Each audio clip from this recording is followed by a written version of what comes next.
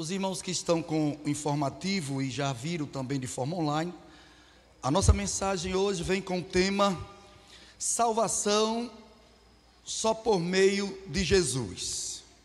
Salvação só por meio de Jesus. Se você quiser abreviar essa frase, você diz salvação somente em Jesus.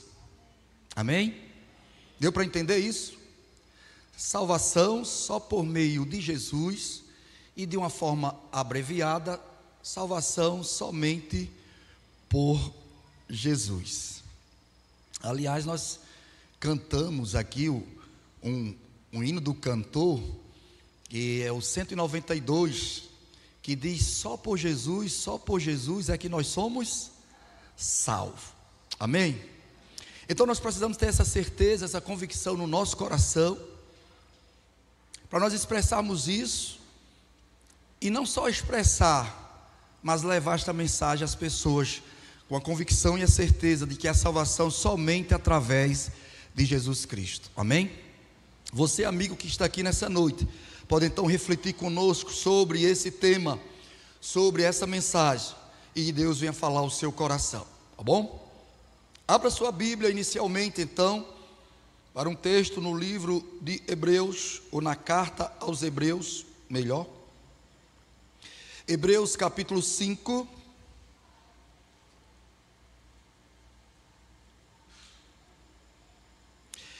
Eu vou iniciar lendo Hebreus capítulo 5, apenas o versículo 9, mas nós vamos fazer uso de muitas referências para embasar a nossa argumentação e aquilo que a Bíblia de fato trata para nós, revelando as motivações pelas quais Jesus então é a nossa salvação, ou somente por Ele nós podemos obter a salvação, ou o ser humano tem salvação.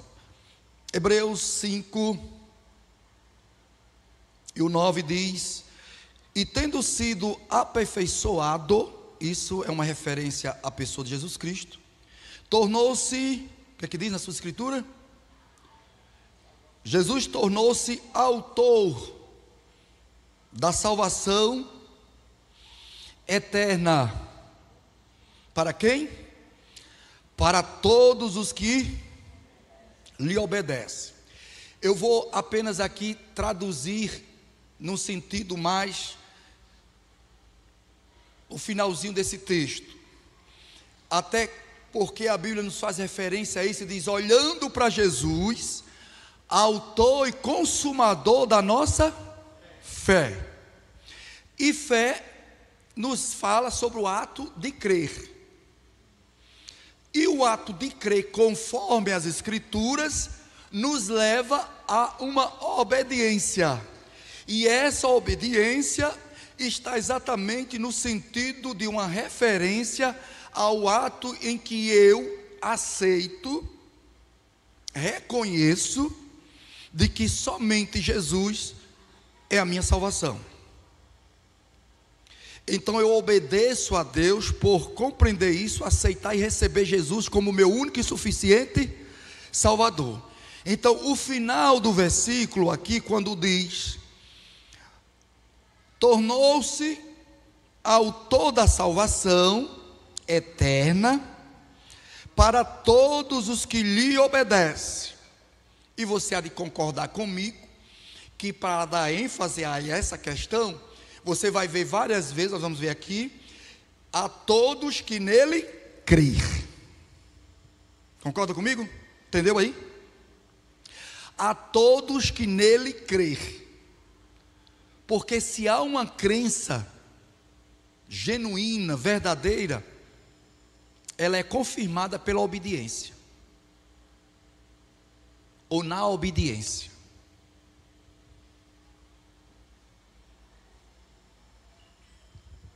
Então nós vamos falar sobre a salvação só por meio de Jesus. E algumas coisas precisam serem então esclarecidas. A condição humana, falando de nós mesmos, a condição humana decorrente do pecado de Adão é de morte e de condenação. Você já sabe disso, nós sabemos disso. a condição da humanidade é de perdida, condenada, ou de morte, ou morta. Porque, como somos descendentes de Adão e Eva, e por sermos descendentes deles, nós herdamos a sua natureza pecaminosa. Eu e você, nós herdamos a natureza do pecado. Isso não quer dizer que necessariamente você tem que fazer alguma coisa errado, ou um mal feito, na expressão popular. O pecado habita em nós. A natureza corrupta, caída, perversa, má, habita em nós. Compreendendo isso, Paulo disse: o bem que eu quero eu não faço, mas o mal que eu não quero, esse eu faço. Porque é a natureza velha, corrupta, o pecado que habita em nós, que nos leva ao erro, ou a errar, ou a pecar. Então eu e você, nós herdamos essa natureza corrupta, má e perversa, que é inclinada em oposição a Deus, é inclinada ao erro, ao mal. Essa é a natureza humana. Estou falando de nós mesmos. A confissão de fé de Westminster diz o seguinte, tratando sobre as consequências do pecado. Ele diz: por este pecado, referindo-se ao pecado de Adão e Eva, eles decaíram da sua retidão original e da comunhão com Deus, e assim se tornaram mortos em pecado e inteiramente corruptos em todas as suas faculdades e partes do corpo e da alma. Ou seja, afetou o ser humano por completo. Afetou o ser humano por completo. Portanto, nesse sentido, a Bíblia diz que não há um bom nenhum sequer. Não há quem faça o bem. Nesse sentido. No sentido da natureza. Não há um bom. Todos se desviaram, se extraviaram pelo seu caminho. Então toda a humanidade herdou as consequências do pecado de Adão. E dentro desse contexto, nós temos então 3 situações nessa condição, que eu e você nós vivenciamos. Diferente para aqueles que estão em Cristo, já resolveram a situação. Mas então, como consequência, nós herdamos a morte espiritual. A morte espiritual refere-se ou trata-se da separação de Deus por conta do pecado ou por causa do pecado. O pecado nos separa de Deus. É a separação da alma que separa-se de Deus, é a quebra da comunhão. Porque no pecado nós não temos como ter comunhão com Deus, porque Deus é santo. É tanto que quando eles pecaram, Adão e Eva, eles tiveram que ser o quê? Expulsos do jardim do Éden. Foram expulsos. Porque eles haviam pecado, não poderiam mais ter a comunhão com Deus. E você sabe que a Bíblia diz que todo dia, na viração do dia, Deus chegava lá para conversar com Adão. Mantinha comunhão, relacionamento. Mas por conta do pecado, isso foi quebrado.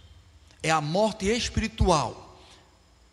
Houve uma separação, quebra da comunhão. Mas aí também a Bíblia fala da morte física. É a separação da alma e do corpo. É quando eu e você, ou os seres humanos morrem, no sentido físico. A Bíblia diz que o salário do pecado é a morte. Portanto, todos nós estamos sob essa condição, pecado. Portanto, eu também sou mortal. Eu vou morrer. Pode ser amanhã, depois, pode ser até hoje. Só quem sabe é Deus. Mas eu estou sob essa condição de morte. A A Bíblia diz, com respeito ao nosso fim aqui, na vida terrena, o corpo vai para a sepultura, ou o pó retorna ao pó, porque nós somos pó, então volta ao pó. Então morte espiritual, morte física. A Bíblia diz que todos pecaram e carecem da glória de Deus. E aí nós temos a morte eterna. A morte eterna, perceba, 3 condições do ser humano: morte espiritual, por quando o pecado perdeu a comunhão com Deus, separou-se de Deus. Morte física, condição em que nós morremos, vamos à sepultura, separação da alma e do corpo.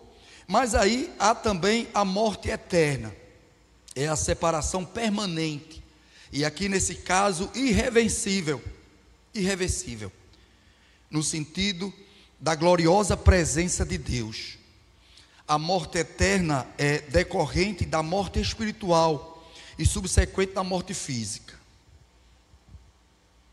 É quando eu, enquanto aqui, e numa oportunidade que Deus me dá, e Deus oferece ao homem a salvação, esse rejeitando a salvação, parte para a eternidade, ou morre, sem resolver essa questão. Ele morreu numa condição quê? Espiritual, separado de Deus, porque ele não se reconciliou com Deus, morreu sem Cristo. Ele também passou pela morte física, e na condição em que ele assim então partiu para a eternidade, ele partiu sem Deus e sem salvação. É a morte eterna. Não há mais oportunidade, não há mais chance. Em outras palavras, a pessoa que morre fisicamente, sem que o seu estado de morte espiritual seja revertido, enquanto aqui está, passa a experimentar a morte eterna. É o estado da perdição ou de perdição eterna, chamado na Bíblia de segunda morte, de acordo com Apocalipse 21:8. Isso é Bíblia, irmão, é doutrina da salvação. Eu não sei se você já sabe sobre isso, e se assim crê, mas é isso que a Bíblia diz e mostra para nós. Sendo assim, o homem já nasce morto pela condição perversa, má, corrupta da natureza do pecado que habita em nós. O homem já nasce morto em delitos e pecados e em conflito com Deus. Ele então, nessa condição, é inimigo de Deus, separado de Deus, cego espiritualmente, sob culpa e condenação, destinado ao juízo. O que nos resta é o juízo. De acordo com o Salmo 51:5, Salmos 51:5, o salmista, sabendo dessa verdade, ele disse: eis que em iniquidade fui formado, e em pecado me concebeu minha mãe. Essa condição de que em pecado me concebeu a minha mãe, é exatamente o seu estado de pecado, e de que iniquidade, aí talvez, possivelmente, sobre algo em termos de prática, mas ele sabia disso. Hebreus 9:27 também, Hebreus 9:27 diz: aos homens está ordenado, olha aí, aos homens, essa palavra homens aqui está falando de geração, de humanidade, de pessoas. Isso é criança, é homem, é mulher, é jovem. Aos homens está ordenado morrerem uma só vez. Depois disso vem o que? Depois da morte vem o juízo. Então perceba, depois da morte, o juízo.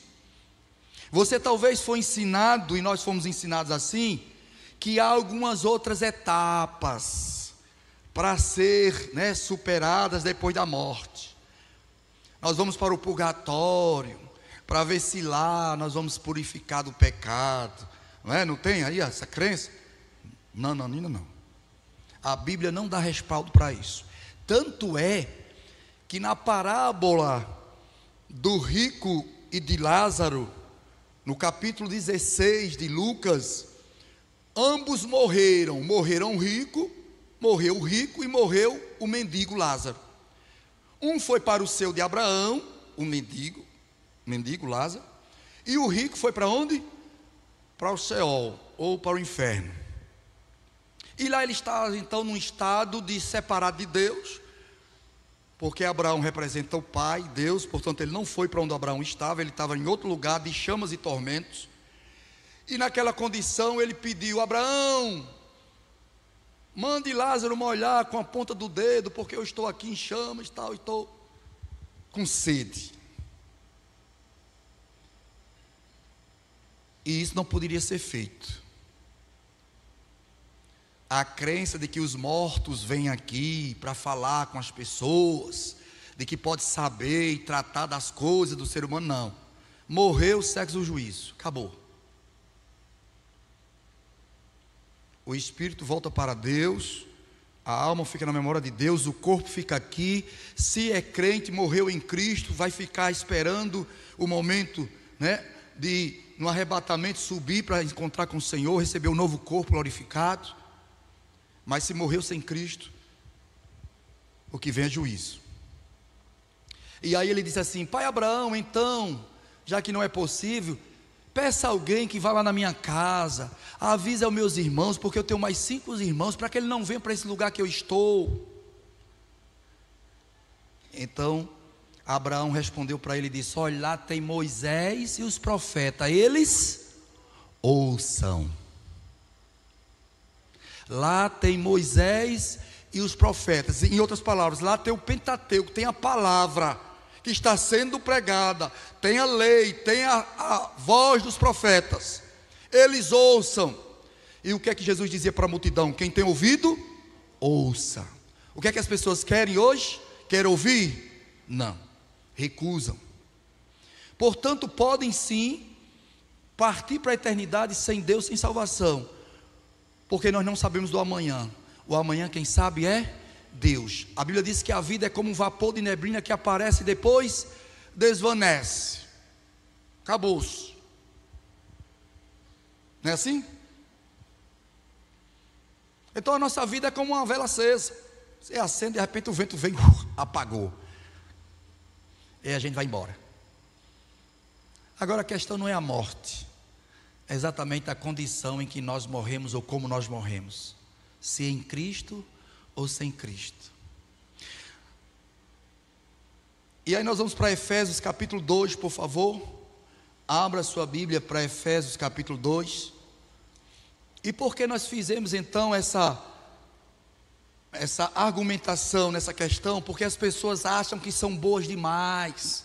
As pessoas se acham boas demais, que são direitas, corretas, tudo certinho, então portanto eu mereço o céu. E a Bíblia diz que por obra ninguém será salvo, por boas obras, nem eu nem você nós vamos ser salvos.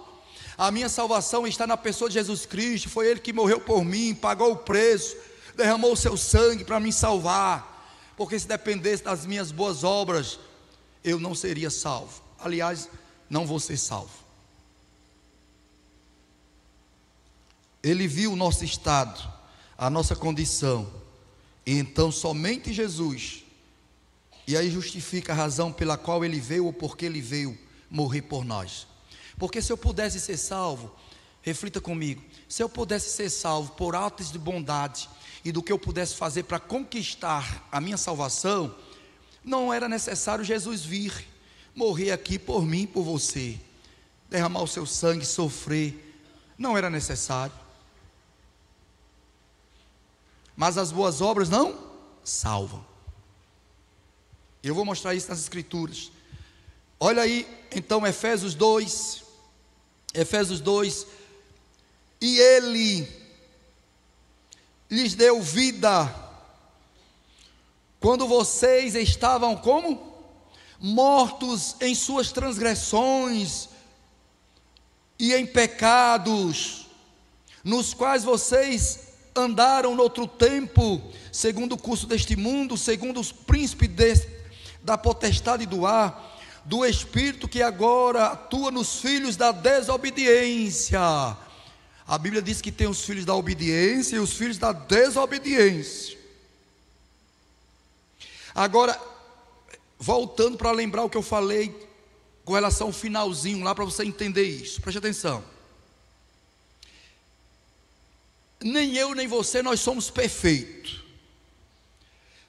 Uma vez que existem os filhos da desobediência e o filho da obediência, os filhos da obediência, como é que a gente entende então nesse sentido? Porque por melhor filho que seja, desobedece o pai e a mãe, sim ou não? Então, nesse sentido, caracterizando por isso, eu seria o quê? Obediente ou desobediente? Não responda para mim, você já desobedeceu a Deus? Você já pecou contra Deus? Porque se nós dissermos que não temos pecado, até nisso nós pecamos. Se eu disser que não tenho pecado, já estou pecando. Porque todos nós temos pecado. Todos nós, em algum momento, em alguma forma, desobedecemos a Deus. Então logo, eu seria filho da desobediência. Qual a compreensão então, quando a Bíblia diz que Satanás então agora opera nos filhos da desobediência? É com aquelas pessoas que ainda não creram e nem entregaram sua vida a Jesus e obedeceu a Jesus quando disse: vinde a mim, aceite-me, eu sou a salvação. As pessoas recusam, portanto estão em desobediência para com Deus. E você só dá a prova do testemunho que há em Deus, de que realmente Ele enviou o seu Filho, quando você aceita e crê nele. Quem crê no Pai também crê no Filho. Esse é o testemunho que nós damos acerca do Filho. Portanto, os filhos da desobediência são aqueles que ainda vivem. Olha o que o texto diz no contexto: nós vivíamos antes, outrora, dominado segundo o curso deste mundo, da ação do inimigo, o príncipe da potestade do ar, do espírito que agora atua nos filhos da desobediência. Logo, irmão, se você é crente e tem o Espírito Santo de Deus, o espírito da desobediência não tem como habitar em você. Isso não quer dizer que você vai ser perfeito, não. Mas a desobediência constitui os filhos da desobediência que não receberam Jesus como Senhor e Salvador ou recusaram a salvação. E ele diz: entre eles também nós todos andamos no passado segundo as inclinações da nossa carne, fazendo a vontade da carne e dos pensamentos, e éramos por natureza filho da ira. Não responda para mim, mas hoje em Cristo nós somos filhos da natureza ou filho da ira, ou nós estamos livres da ira de Deus? Em Cristo Jesus, hein? Nós estamos livres da ira. Quem é que está ainda sobre a ira de Deus? Vou mostrar para você sobre isso aqui que está contextualizado. Abra sua Bíblia para João, o Evangelho de João, por favor. Evangelho de João. Evangelho de João. Vou voltar aqui só para contextualizar o que Paulo está dizendo aqui. Evangelho de João, capítulo 3.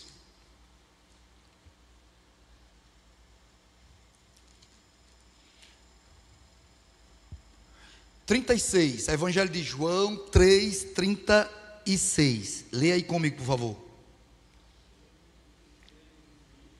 João 3:36. O que é que diz o texto?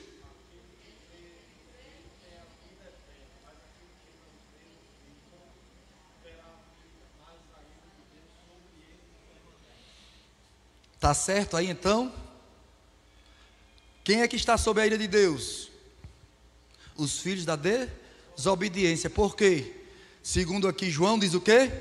Por isso quem crê no Filho tem a vida eterna. Creu em Jesus.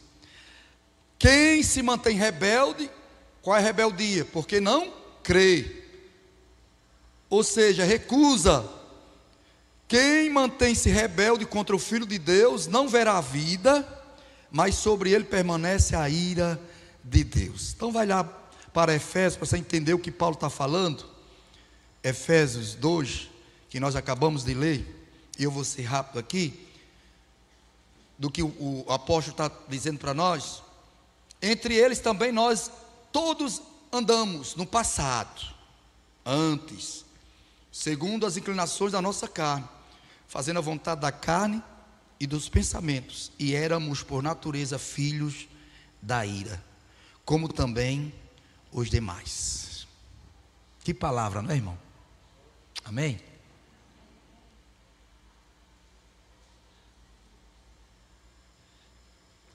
Então, quando o pecado entrou no mundo, causou uma enorme separação entre o ser humano e Deus.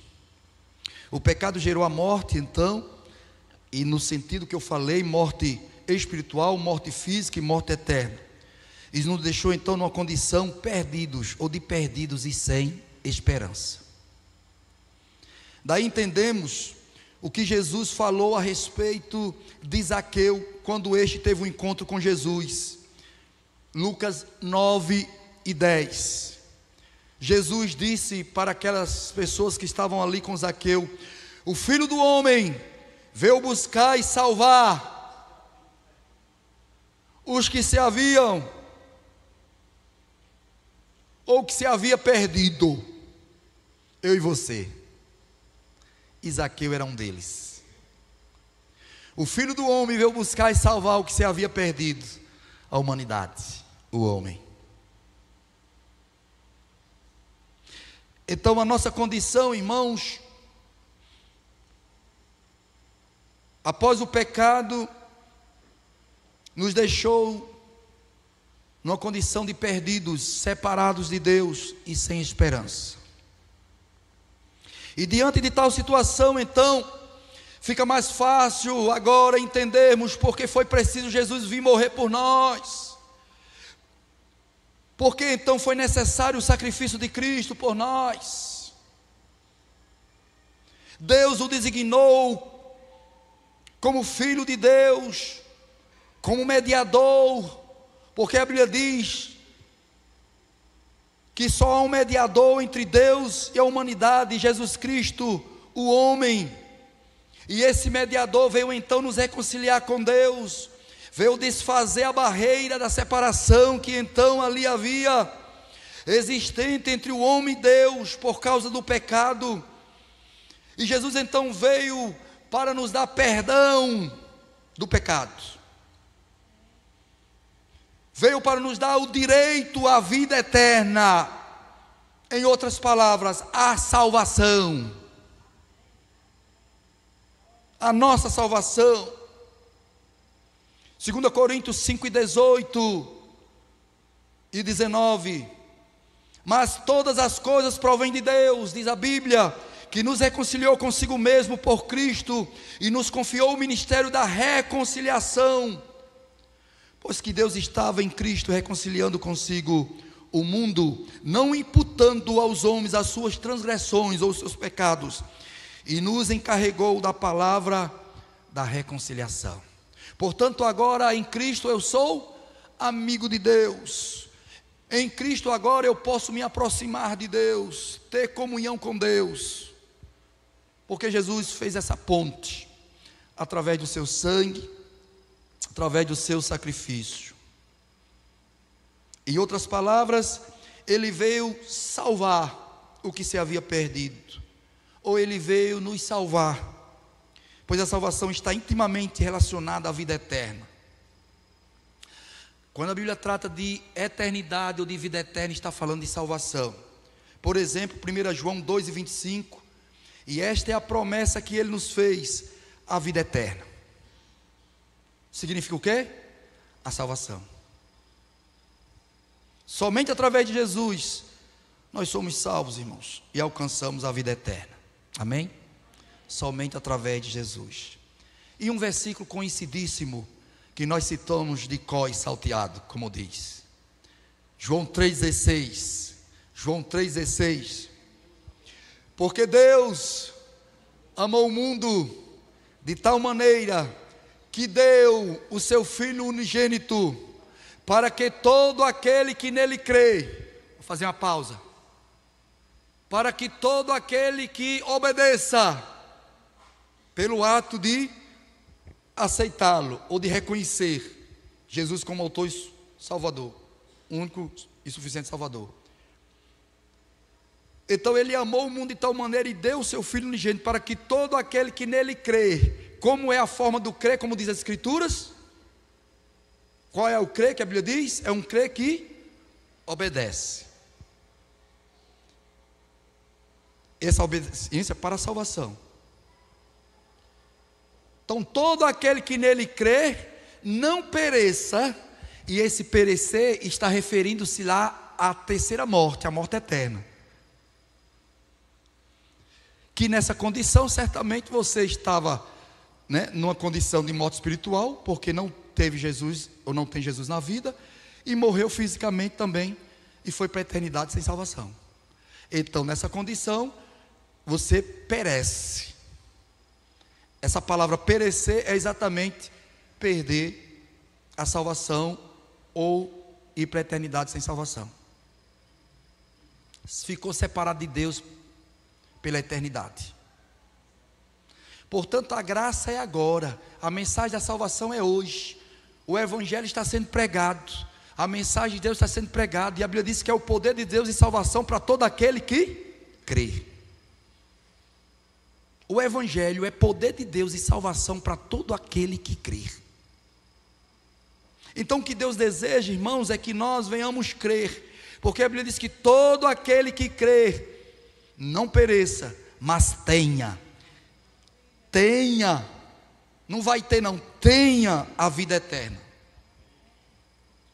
Portanto, se você receber Jesus como Senhor e Salvador de sua vida, reconhecendo-se pecador, recebê-lo como Senhor de sua vida, reconhecendo que é pecador e Ele é Salvador, a Bíblia diz que os que crêem nele não serão confundidos. Crê como diz as Escrituras. E vamos encerrar afirmando então que somente através de Jesus nós somos salvos e alcançamos a vida eterna. Para resolver então a nossa condição de perdição, Deus apresentou a nossa salvação. Quem é a nossa salvação que Deus apresentou? Jesus, o Salvador. Ele veio ser autor da nossa salvação a todos os que obedecem, ou a todos os que creem. Deus enviou o seu Filho, irmão, o seu único Filho, para resgatar e dar a vida eterna para todo aquele que nele crê. Jesus é o único meio legal, e nós temos para ser salvo. Não há ninguém mais que tenha autoridade para salvar os homens, a não ser o Senhor Jesus. Somente Ele possui condições de mudar e reverter a inimizade humana que assim há entre o homem e Deus, ou para com Deus. E a Bíblia diz que a salvação é dom de Deus, e a Bíblia mostra isso claramente, que nós temos salvação por meio de Jesus. Vamos ler o restante do texto de Efésios, capítulo 2, versículo 4. Olha aí, mas Deus prova, capítulo 2, versículo 4 de Efésios. Mas Deus, sendo rico em misericórdia, pelo seu muito amor com que nos amou, e estando nós ainda mortos em nossos delitos e pecados, nos vivificou juntamente com quem? Com Cristo. Pela graça sois salvos, e nos ressuscitou. Olha, irmãos, e nos ressuscitou, é um estado de agora. Por isso que Colossenses diz: se já ressuscitastes com Cristo, agora, em Cristo nós já estamos ressuscitados. A semelhança de Cristo nós vamos ressuscitar também.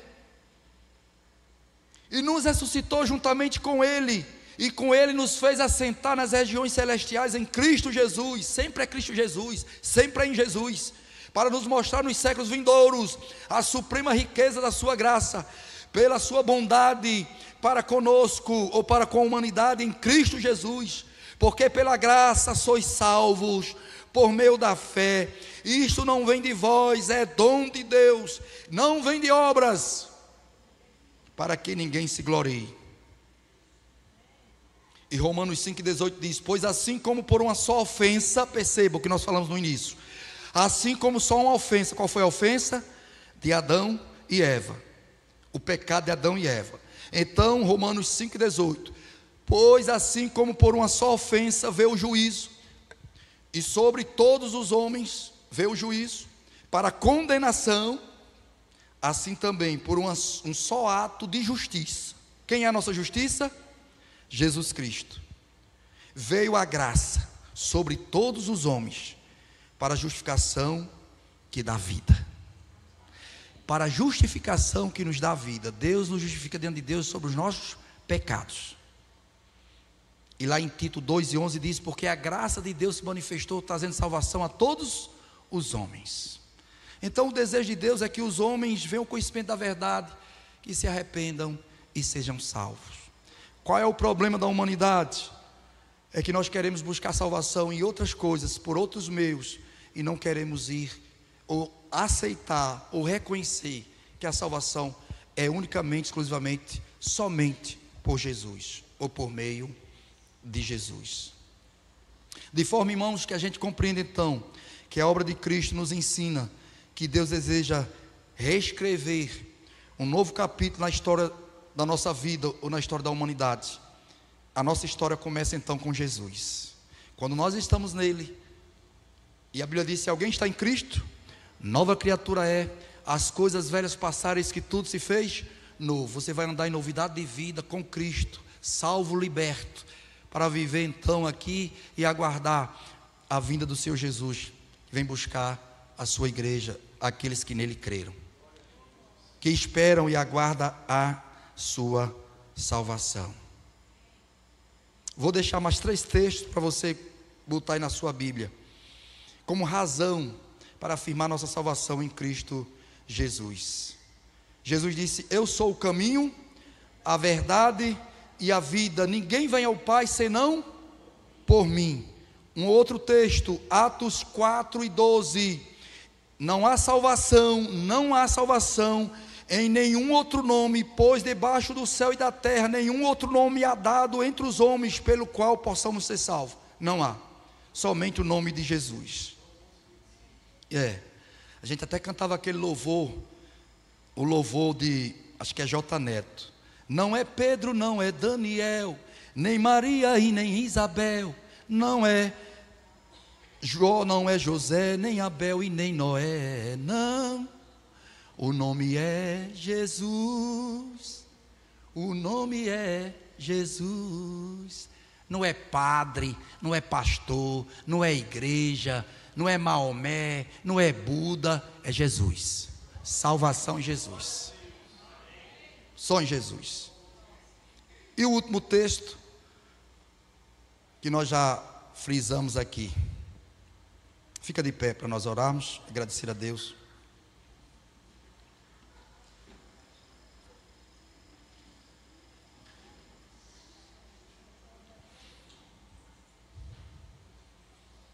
Hebreus 9, 27 e 28 diz: assim como aos homens está ordenado morrerem uma só vez, vindo depois disso o juízo, assim também Cristo, tendo se oferecido uma vez para sempre, para tirar os pecados de muitos, aparecerá uma segunda vez, sem pecado, aos que aguardam para a salvação. Amém? Com isso então nós entendemos que o sacrifício de Cristo é suficiente, e eu não preciso mais fazer nada, penitência, promessa, autoflagelo para poder ser salvo. Não, Jesus já fez por mim. O seu sangue me remiu de todo o pecado, e Ele agora me oferece salvação. E você pode assim então crer em Jesus. Vamos orar. Pai Santo, nós queremos agradecer por esta noite, pela explanação da Tua palavra, ó Deus. Os corações que aqui estão, Deus, que ainda não Te conhecem como Seu e Salvador, elas possam crer, ó Deus, e entenderem que precisam de salvação, antes que seja tarde demais. Entreguem as suas vidas ao Senhor Jesus, num ato de fé, ó Deus, compreendendo que precisam de salvação, e salvação só se encontra em Jesus. Pai, nós oramos pelos corações que aqui estão, não sei, Tu sabes, e se elas chegaram aqui, ó Deus, o Senhor tem propósito. O Senhor certamente, ó Deus, falou aos corações, Que o teu Santo Espírito esteja, ó Deus, agora convencendo, como diz a tua palavra, o homem do pecado, do juízo e da justiça. E se nessa noite, ó Deus, há alguém conosco que, entendendo a palavra, quer entregar a sua vida a Jesus, a igreja em oração, eu vou perguntar a você que está aqui conosco nessa noite. Se Deus falou no seu coração, eu quero saber se você quer entregar a sua vida ao Senhor Jesus. É entregar a vida a Jesus. Há alguém nessa noite que gostaria de entregar a sua vida a Jesus? Você que ouviu a palavra de Deus, a necessidade de salvação, e de que a salvação só há por meio de Jesus. Há alguém nessa noite que ainda não é crente, não teve um encontro com Cristo e quer entregar a sua vida a Jesus? Eu não vou demorar, mas é o apelo que Deus faz ao seu coração, é a oportunidade que Deus lhe dá para você entregar. Talvez amanhã seja tarde demais, a salvação é hoje, para que você receba a salvação. É pela fé, pela graça, é presente de Deus, é dom de Deus. Há alguém nessa noite que gostaria de entregar a sua vida a Jesus? Faça um sinal com a mão, levante sua mão, nós vamos orar por você. Há alguém? Se não, nós queremos orar e agradecer a Deus. Pai, mais uma vez nós te damos graças. Certamente, ó Deus, o Senhor tem dado a oportunidade às pessoas de ouvir a tua palavra. Que teu Santo Espírito esteja falando, Deus, que a semente fique nos corações e elas possam então refletir sobre a sua alma, sobre a eternidade, sobre a vida após o porvir. Vem ser conosco, ó Deus, abençoando, para que nós possamos proclamar a tua salvação e assim, Deus, expressar em nossas vidas e, ó Deus, falar de Jesus, o Salvador. Nós oramos a ti gratos por essa noite, pela tua palavra, no nome de Jesus. Você diz amém?